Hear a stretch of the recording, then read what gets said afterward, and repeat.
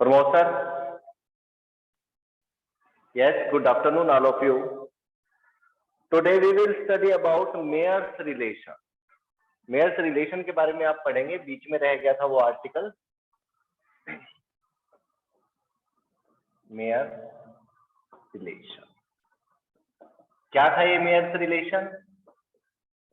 Cp minus Cv is equal to R.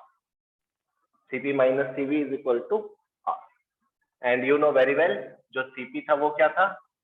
Molar specific heat capacity at constant pressure. लेना सिखाएंगे आपको ये कैसे लिया जाता है कि molar specific heat capacity at constant pressure कैसे लेंगे. What about Cv? This is molar specific heat capacity at constant volume. And what about R? R is gas constant. क्या होता है? Gas constant. और इसकी वैल्यू क्या होती है? 8.31 इन जूल पर मोल पर केल्विन. ठीक है, ये सारी वैल्यू आपको, सारी बातें आपको पता है. मोलर स्पेसिफिक हीट और सिंपल स्पेसिफिक हीट कैपेसिटी में क्या रिलेशन है? Cp is equal to mc. ठीक है, मोलर मास से मोल, अगर आप मोलर मास से स्पेसिफिक हीट कैपेसिटी को मल्टीप्लाई कर देते हो तो वो मोलर स्पेसिफिक हीट बन जाती है. ठीक है, मोलर मास. ठीक है, सिंपल स्पेसिफिक हीट कैपेसिटी क्या होता है? वो 1 ग्राम के लिए होता है. और मोलर स्पेसिफिक हीट कैपेसिटी क्या होता है? वो मोलर मास के लिए. मोलर मास समझते हो? यस. Cp वाटर का केस ले लो. वाटर 1 ग्राम है. 1 ग्राम के लिए स्पेसिफिक हीट कैपेसिटी क्या होती है? मैंने प्रीवियस आर्टिकल्स में आपको इसकी वैल्यू लिखवाई है. कितनी होती है फॉर वाटर? 4.2 जूल पर ग्राम पर डिग्री सेल्सियस. 4.2 जूल पर ग्राम पर degree Celsius. But molar specific heat क्या होगी? This is the value of C of water. But molar specific heat of water क्या होगा? यानी कि कैपिटल CW क्या होगा? Capital CW is molar into yes specific heat of water. Molar mass क्या होता है? Molar mass of water. Molar mass of water, water क्या होता है? H2O. मोलर मास कैसे लेते हैं आप इसका? 2 इंटू H का एटॉमिक मास 1 प्लस ऑक्सीजन कितने हैं? 1 इंटू ऑक्सीजन का atomic mass 60, then 18 gram. So you have to multiply this value by 18, then you will get molar specific heat of that thing. Okay, तो ये थोड़ा difference था capital Cp में और small Cp में. इसी तरह से capital Cv is equal to m small Cv. ये दोनों बातें आपको मेयर्स रिलेशन के लिए पता होना चाहिए. यहाँ पर जो Cp और Cv है वो क्या है? Molar specific heat. अगर आप इसके अंदर इसको सिंपल स्पेसिफिक हीट में लिखना चाहते हो तो आप ऐसे भी लिख सकते हो, m small Cv is equal to R. m common ले लीजिए. Cp small Cv is equal to R and small Cp minus small Cv you can write in this way also. ठीक है, ये न्यूमेरिकल्स के लिए बड़ा काम आएगा आपके, कि उसे स्पेसिफिक हीट का डिफरेंस पूछा हुआ है. This is the difference of, लिख देता हूं, simple specific heat capacity. Okay, R by m. Molar mass upon में देना पड़ेगा आपको. और डायरेक्ट है तो ये वाला relation, this is difference of molar specific heat capacity. Note कर लीजिए, सारा का सारा कंक्लूजन अभी तक आपने निकाल लिया यहां से. ठीक है, वाटर के लिए 4.2 जूल पर ग्राम पर डिग्री सेल्सियस का क्या मतलब था? कि अगर आप 1 ग्राम वाटर लेते हो तो क्या करना उसको, उसका temperature we have to raise 1 degree Celsius. सिर्फ 1 डिग्री सेल्सियस उसका टेम्परेचर बढ़ाना है, तो आपको कितनी अमाउंट ऑफ एनर्जी चाहिएगी? 4.2 जूल। लेकिन अगर 18 ग्राम का करना हो तो 18 ग्राम वाटर का आपने 1 डिग्री सेल्सियस टेम्परेचर इंक्रीज करना है, तो तब आपको कितना चाहिएगा? 18 को 4.2 से मल्टीप्लाई कर दीजिए, कितना आ जाएगा? 18 2 जा 36, 3 18 4 जा 72 एंड 3 75। तो ये उसकी वैल्यू हो जाएगी। ठीक है, ओके। नॉट पर ग्राम, यहां पर क्या आ जाएगा? मोल आ जाएगा। क्या आ जाएगा? मोल। देखो ग्राम की जगह पर मोल, तो यहाँ पर जूल ना रहकर क्या बन जाएगा? ये सॉरी, ये तो जूल होगा, ये ग्राम ना रहकर क्या हो जाएगा? मोल बन जाएगा। This is the difference in the unit of heat. उसमें ग्राम आएगा और यहाँ पर मोल आएगा। मीन स्मॉल सी में क्या आ जाएगा? जूल पर ग्राम पर डिग्री सेल्सियस। कैपिटल सी में क्या आ जाएगा? जूल पर मोल पर degree Celsius. So this is the difference in the unit of this specific heat capacity, and this is molar specific heat capacity. Note down all the things. उसके बाद आप ये mayor formula drive करने जा रहे हैं।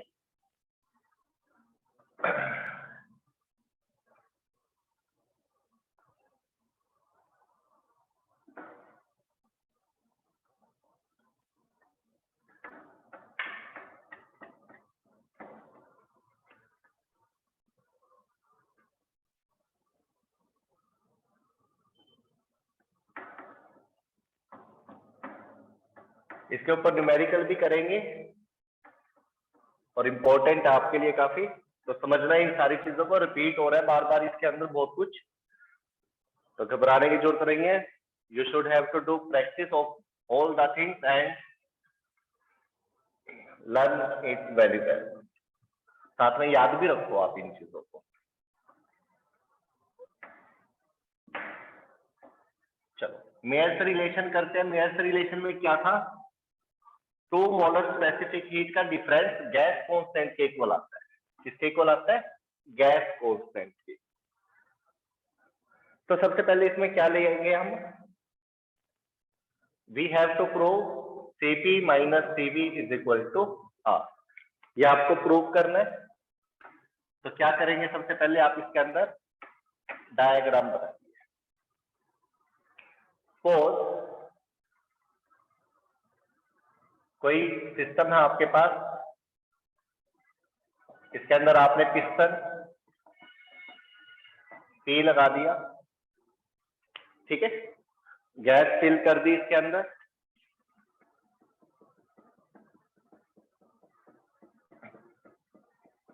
पता आपको इसका वॉल्यूम क्या है इस वक्त? सपोज V1, ठीक है। क्या करा आपने? इसको हीट कर दिया, हीट कर दिया बर्नर से,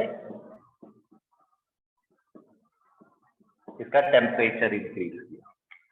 टेम्परेचर इंक्रीज करते वक्त आपको सबसे पहली कंडीशन लेनी है एट कांस्टेंट वॉल्यूम, फिर हम प्रेशर की बात करेंगे। हम चाहते हैं specific heat capacity at constant volume, मतलब वॉल्यूम हमारे पास कांस्टेंट रहे, तब उसकी स्पेसिफिक हीट कैपेसिटी बताओ, ठीक है। मोलर में ही करेंगे सारी चीजें हम। अगर मोलर से सिंपल स्पेसिफिक हीट में लेकर आना है तो आपने क्या कर देना? उसको m से डिवाइड कर लेना, ठीक है, हो जाएगा। तो जैसे ही आप इसको हीट करेंगे तो वॉल्यूम एक्सपेंड नहीं होना चाहिए। मतलब जो ये पिस्टन है ये आपका यहाँ पे, मतलब ये गैस जितना मर्जी गर्म करो आप इसको, ये एक्सपेंड नहीं होनी चाहिए। तो क्या होगा? पिस्टन को आप क्या कर दो? फिक्स कर दो। पिस्टन को क्या कर दिया? फिक्स, जिसकी वजह से जो वॉल्यूम पहले था वही वॉल्यूम बाद में रहेगा। ओके, अगर V1 is equal to V2 है तो you can see from there V2 minus V1 is equal to 0। मतलब चेंज इन वॉल्यूम क्या रहने वाला है? 0। This is the condition of constant volume. Okay, heat दे रही है, हीट देंगे तो क्या होगा? इसका टेम्परेचर इंक्रीज होगा। पहले मान लो T1 था, बाद में क्या हो गया? T2। तो ऑब्वियस है टेम्परेचर चेंज हुआ है, तो आप क्या ले सकते हो? dt, और dt will be non-zero. dt will be non-zero. So in this we have the formula q is equal to, formula होता है हमारे पास q is equal to NCV dt. This is the heat capacity, this is the temperature difference, this is the number of moles and this is q, जो heat आपने उसको supply करी है, heat आपने इसको दी है. Okay, any doubt, any problem? यहाँ से कोई दिक्कत है, कोई प्रॉब्लम हो? ओके, चलो आगे चलते हैं. इसके अंदर वर्क कितना होगा आप देख सकते हो. दिस पिस्टन इज फिक्स्ड, तो कोई मोशन नहीं हो रहा है यहाँ पर, कोई dx की वैल्यू नहीं है. ठीक है, तो कोई वर्क डन नहीं होगा. देखो फोर्स लग रही है but no displacement is there. तो यहाँ से देखा जाए तो वर्क डन क्या होगा? जीरो. तो यहाँ से आप देख सकते हो P dV वॉल्यूम, ये किसकी जगह रखते हो आप? dw की जगह, वर्क डन की जगह. वर्क डन का फार्मूला क्या होता है? P dV integration dV. देखो यहाँ पे वैसे आप इसको प्रैक्टिकली जो आपने पढ़ रखा है कि वर्क डन जब तक कोई डिस्प्लेसमेंट कवर ना हो, फोर्स ना लगे. यहाँ पे देखो कोई डिस्प्लेसमेंट कवर नहीं हो रही है, फोर्स लग रही है. ठीक है, अगर एक भी चीज जीरो हो जाती है तो वर्क डन जीरो हो जाता है. लेकिन आपको इस फार्मूले से चाहिए तो इस फार्मूले से भी आप कर सकते हो. dV क्या है? Change in volume. क्या इसमें कोई वॉल्यूम चेंज हो रहा है? नहीं. तो P इंटू dV जीरो. तो यानी कि वर्क डन क्या आ जाएगा? जीरो. तो यहाँ से वर्क डन आपका जीरो आ चुका है. ठीक है, वर्क डन आपका जीरो आ चुका है. और आपको पता है फर्स्ट लॉ ऑफ थर्मोडायनेमिक क्या बोलता है? What is first law of thermodynamic? क्या बोलता है first law of thermodynamic? Yes, लिखो statement. dq is equal to, differential form में लिख रहा हूं, du प्लस dw. और you can write this in this way also. Okay, this quantity is zero at constant volume. लिख लीजिए at constant volume. अगर v constant होगा then dv is equal to zero. Okay, ठीक है. उसके बाद dq is equal to क्या आ गया? du. What about dq? dq क्या होगा? dt. देखो स्मॉल टाइम लिया था, जहां पर आपको dq लेना चाहिए क्योंकि डिफरेंशियल फॉर्म में ले रहे हैं. dq is equal to ncv. तो यहाँ पर आप लिख सकते हो ncv dt is equal to du. तो ये आपका क्या आ गया? Internal energy. इंटरनल एनर्जी आपको पता होना चाहिए, कांस्टेंट वॉल्यूम पे वर्क डन नहीं होता, वर्क डन जीरो हो जाता है. और जो भी आपने ये टेम्परेचर इंक्रीज करा, आपको पता है टेम्परेचर जो है वो इंटरनल एनर्जी का फैक्टर है. अगर आप टेम्परेचर बढ़ाते हो तो उसकी काइनेटिक एनर्जी बढ़ेगी मॉलिक्यूल्स की. ठीक है, रोटेशनल, वाइब्रेशन, ये सारी एनर्जी बढ़ेगी. तो ये सारी की सारी किसके अंदर आती है? चेंज इन इंटरनल एनर्जी के. ओके, तो इसको नोट करिए. du किसके इक्वल आ गया है? NCV delta T. n कितना ले लो यहाँ पर? 1 मोल ले लीजिए. तो यहाँ से आपके पास आ गया du is equal to CV dt. Note करिए यहाँ तक. इसके बाद एट कांस्टेंट प्रेशर. अब किसकी बात करेंगे? प्रेशर की. Second step, eight constant pressure. दोबारा से ये सिस्टम लेंगे आप इस तरह से.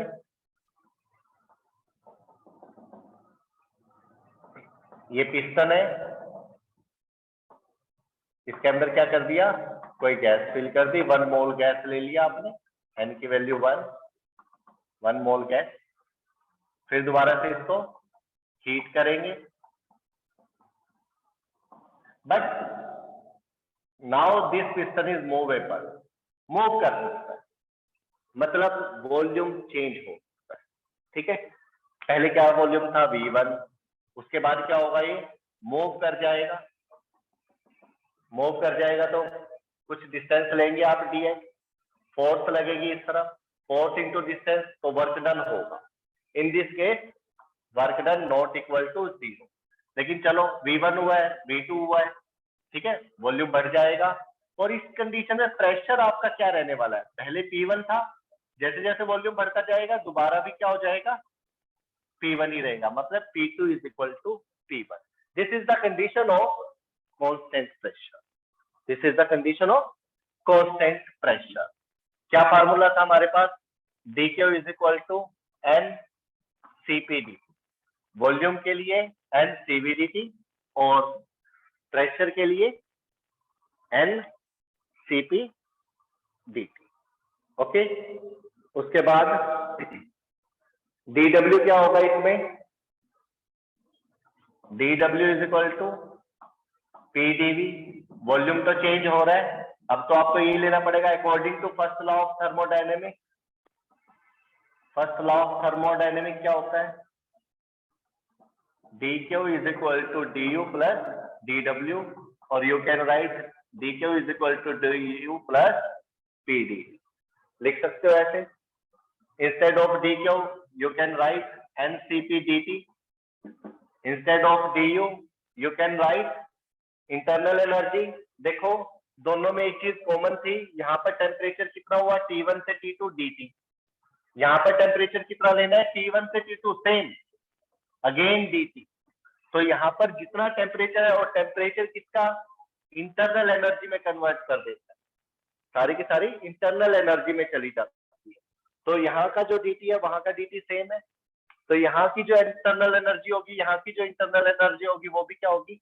सेम. तो यहाँ पर आप क्या लिख सकते हो? cv dt. n की वैल्यू क्या ले ली? 1 ले ली. तो ये आ गया आपके पास cp dt is equal to cv dt plus pdv plus pdv. अब pdv क्या होता है? अकॉर्डिंग टू गैस इक्वेशन, थोड़ा सा यहां पर देखिए, according to ideal gas equation PV is equal to nRT. n कितना है? 1 है, तो PV क्या हो गया? RT. ओके. डिफरेंशिएशन कर दो इसका, डिफरेंशिएटिंग बोथ साइड. क्या होगा? अगर डिफरेंशिएशन करते हैं तो पहली टर्म को, फर्स्ट टर्म को ऐसे रखिए, सेकंड टर्म का डिफरेंशिएशन कर दीजिए, प्लस फिर सेकंड टर्म को ऐसे रखिए, फर्स्ट टर्म का डिफरेंशिएशन कर दीजिए. Is equal to same thing we have to apply here RDT plus TDR. Okay. PDV कैसे वॉल्यूम चेंज हो रहा है? यस. तो PDV की वैल्यू तो आप ले सकते हैं VDP. क्या pressure? DP is what? P2 minus P1. P2 और P1 क्या थे इसमें? इक्वल. तो उनके बीच का चेंज कितना होगा? 0. तो you have to put here 0. Now the next thing RDT. Temperature change हो रहा है यहाँ पे? यस. T1 से क्या हो रहा है? T2 हो रहा है, और इंटरनल एनर्जी में जा रहा है वो. इसके बाद क्या है? T into DR. DR क्या है? R तो क्या होता है? Gas constant. R क्या होता है? Gas constant. और कांस्टेंट का डिफरेंशिएशन क्या होता है? 0. तो ये टर्म खत्म हो गई, यहाँ से ये टर्म तो 0. तो यहाँ से आपके पास आ गया PDV is equal to RDT. PDV is equal to RDT. Put this value here, then CPDT is equal to CV dt plus instead of PDV we can write RDT. Okay. यहां से इस तरफ ले आओ इसको. CP dt minus CV dt is equal to RDT. What is common from there? dt. CP minus CV is equal to RDT. dt से dt cancel and you will get CP minus CV is equal to R. CP minus CV is equal to R. Note करिए इस फार्मूले को. इसके बाद 2-3 फार्मूले और बनाते हैं और उसके बाद आप करेंगे न्यूमेरिकल.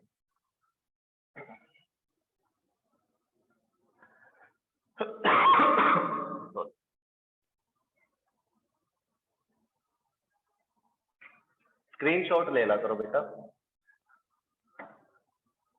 नहीं तो जो वीडियो अपलोड होगी उसमें से कर लें, अदरवाइज साथ के साथ इसको नोट किया.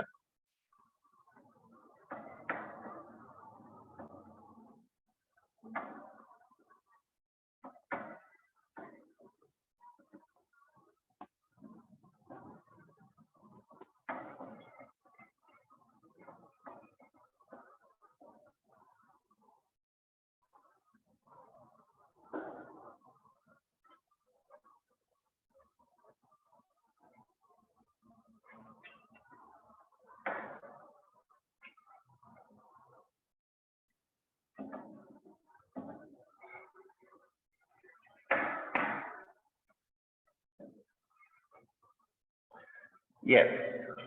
इसके बाद आप सीपी और सीवी का जो ये डिफरेंस आपने लिया है, ये गैस कांस्टेंट के इक्वल आते हैं। किसके इक्वल आ गया? गैस कांस्टेंट के।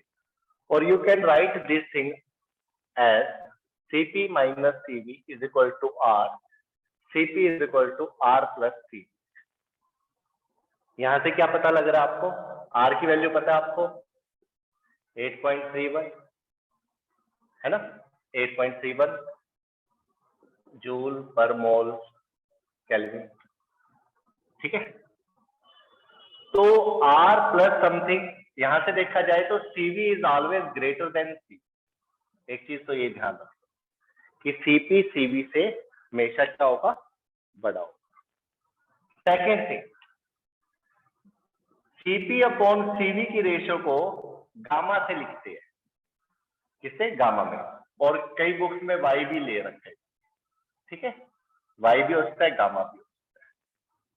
तो ratio of specific heat capacity, ratio of specific heat capacity, molar specific heat capacity, molar specific heat capacity at constant pressure to the constant volume is defined as gamma. Gamma का कोई particular name नहीं है, आप इसको gamma से ही याद रखेंगे। CP upon CV हमेशा गामा होगा and gamma is always greater then 1। Gamma क्या होगा? हमेशा ग्रेटर देन 1 होगा। चलो इसी चीज को इसमें पुट करिए, Cp minus Cv is equal to R. We know that this formula. Difference of molar specific heat capacity is a gas constant. But if we dividing both the things, both the sides by Cv, Cv से divide कर दो दोनों तरफ, क्या होगा ये? Cp upon Cv, Cv upon Cv। इसको ऐसे भी लिखा जा सकता है, R अपॉन C। ठीक है, Cv से Cv गया, Cp upon Cv minus 1 is equal to R upon Cv, right. What about Cp upon Cv? Cp upon Cv क्या होता है? Gamma. Then you can write gamma minus 1 is equal to R upon Cv। Now cross multiply this thing, then Cv is equal to R upon gamma minus 1। Note down this formula. दूसरा formula, ठीक है, आपके सामने है। एक formula ये हो गया आपके पास, एक ये हो गया और एक ये हो गया। Molar specific heat at constant volume is equal to R upon gamma minus 1। ठीक है, चलो अब डिग्री ऑफ फ्रीडम की टर्म में लिखते हैं। किसकी टर्म में? Degree of freedom. पता है आपको degree of freedom? Mono atomic, mono atomic के लिए कितना था ये?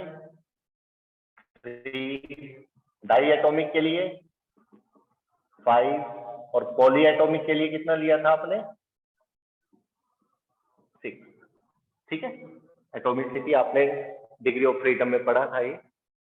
तो यहां पर देखते हैं, जो सीवी होता है वो F/2R के इक्वल होता है। याद रखना इसको।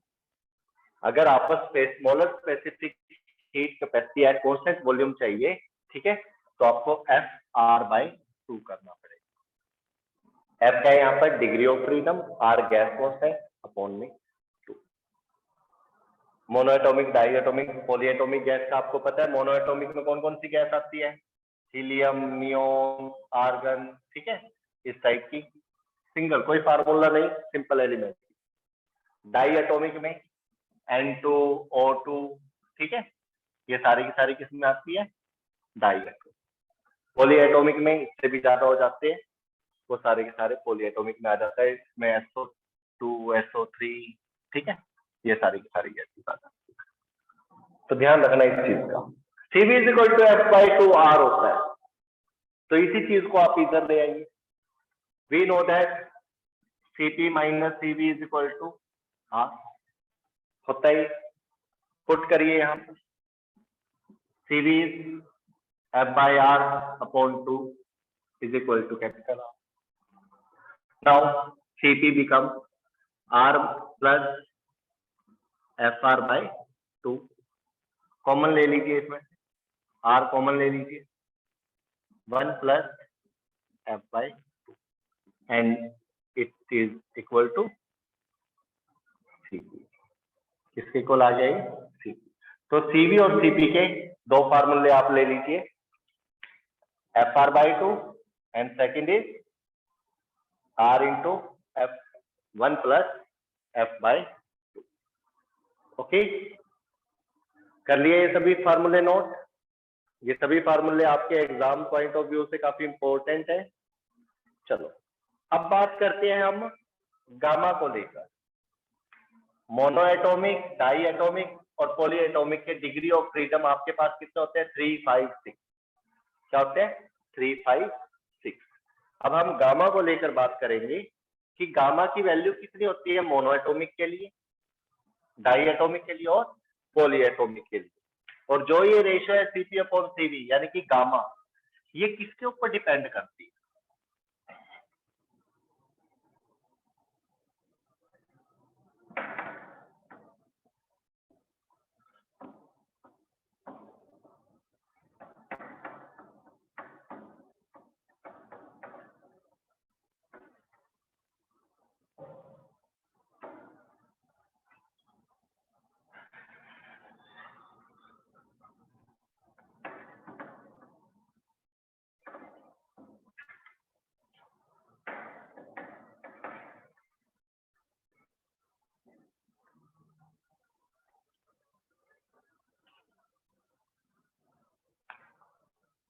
यस,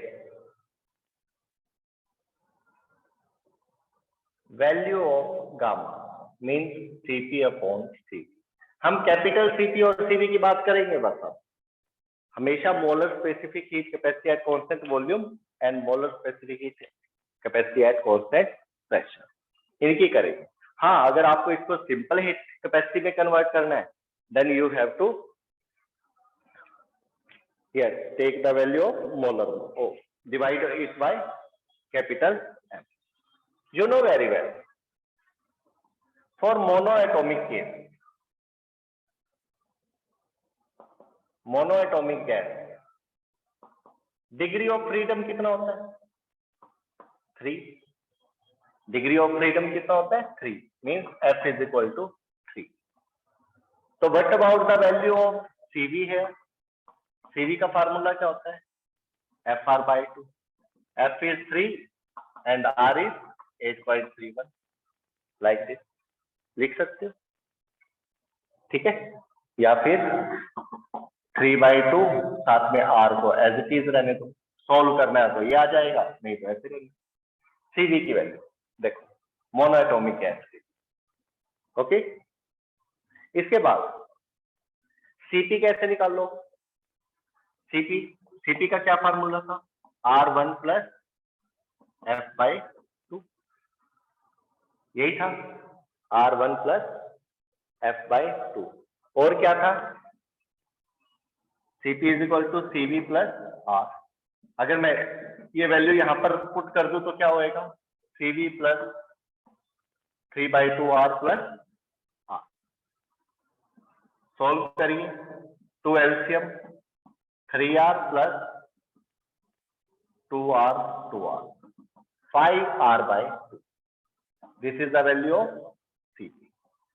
देखो, CV is equal to 3R by 2 and CP is equal to 5R by 2। Now gamma की वैल्यू कैलकुलेट करनी है। गामा की वैल्यू क्या होती है?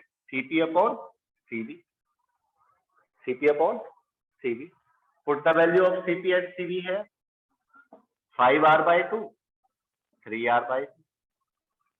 Now further solving, 5R by 2, 3R, ये 2 कहां चला जाएगा? बस 2 से 2 गया, R से R गया, what is left? 5/3। Now further solving, 3 1 का 3.266। This is the value of gamma. For mono atomic gas. Note करिए। इसी तरह से आप करेंगे for di atomic gas. Do it fast. Di atomic के लिए कैसे करेंगे? We know that di atomic gas has degree of freedom F is equal to 5. Again, repeat this process. Cv is equal to what? Cv is equal to what? Fr by 2. F is what? 5 by 2 R. This is the value of Cv. Now, what about Cp? Cp is Cv plus R. Cv is 5 by 2 R plus R. And after solving, 5R plus 2R by 2, and we will get 7R by 2. This is the value of Cp. Now what about gamma? This is Cv, this is Cp. Gamma is equal to, we know that ratio of Cp upon Cv is called gamma. Cp is what? 7R by 2, and Cv is what? 5R by 2. Now this becomes gamma is 7R by 2, 5R by 2. 2 से 2 गया, R से R गया. What is left? 7 by 5. 7 by 5 means, solve it. 5 1 the 5, 2, 5 4 the 0.4. यानी कि gamma is equal to 1.4 for diatomic. क्या देख रहे हो? गामा जो है आपका मोनोएटॉमिक गैस के लिए 1.66 था, डाई एटॉमिक के लिए क्या है? 1.44. तो आप यहां पर लिख सकते हो gamma monoatomic is less value as gamma di atomic. चलो अब कौन रह गया? पॉलीएटॉमिक. थर्ड क्या रह गया? Polyatomic. For polyatomic what is gamma? For polyatomic degree of freedom is what? 6. कितना होगा? 6. What about Cp and Cv? Cv is Fr by 2. F is 6R by 2. 3. This is 3R. What about Cp? Cp is Cv plus R. 3R plus R. That is 4R. Okay. Now, what is gamma? Gamma is Cp upon Cv. What is Cp here? 4R. What is Cv? 3R. Sorry. R से R cancel. Now 3 1 the 3 1 0 1.33 1.33. This is the gamma for polyatomic. तो यहां पर आपको एक चीज और मिल गई, gamma polyatomic value, sorry less लिखना, मोनोएटॉमिक की सबसे ज्यादा है, डाई एटॉमिक की उससे कम है, और पॉलीएटॉमिक की उससे कम है. So you have to conclude that gamma of monoatomic is has more value as compare to diatomic then compare to polyatomic. आपको पता है इसकी वैल्यू कितनी आई थी हमारे पास? मोनोएटॉमिक की कितनी है? 1.66. उसके बाद डाईएटॉमिक की 1.4,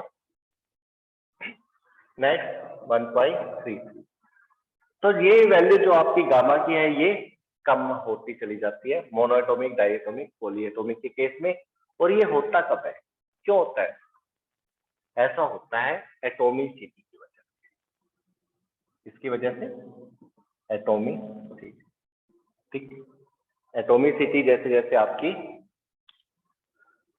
बढ़ती चली जाएगी, गामा की वैल्यू कम होती चली जाएगी. ठीक है. Are you getting my point?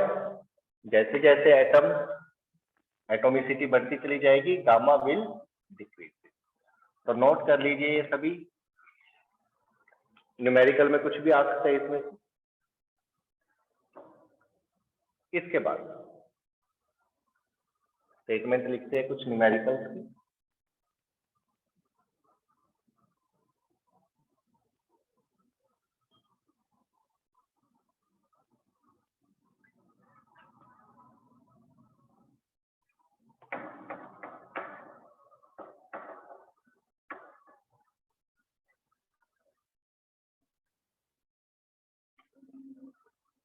Specific heat capacity, molar eight constant volume, constant pressure, सारे फार्मूले आपके सामने हैं।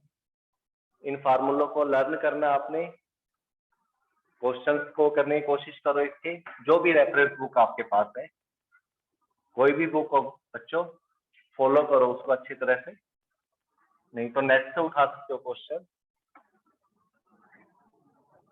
डिग्री ऑफ फ्रीडम को लेकर, स्पेसिफिक हीट कैपेसिटीज को लेकर इस तरह के क्वेश्चन आप सोल्व कर सकते हो।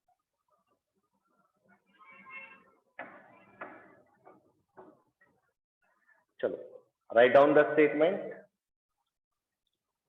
If the specific heat capacity at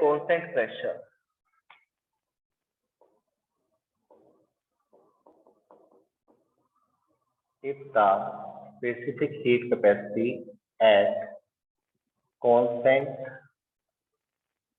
pressure for a gas is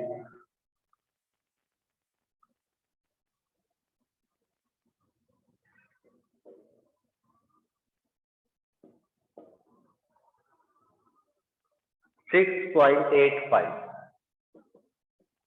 calorie, joule की बजाय कैलोरी में वैल्यू गिवन है, upon mole calorie. Specific heat capacity कौन सी है? ये मोल, यानी कि मोलर स्पेसिफिक हीट कैपेसिटी। ध्यान देना इस चीज को, अगर मोल है तो, ग्राम होता तो सिंपल होता। Calculate it specific heat at constant volume. Calculate its specific heat capacity at constant volume. Constant volume पर आप इसकी स्पेसिफिक हीट कैपेसिटी को कैलकुलेट करें।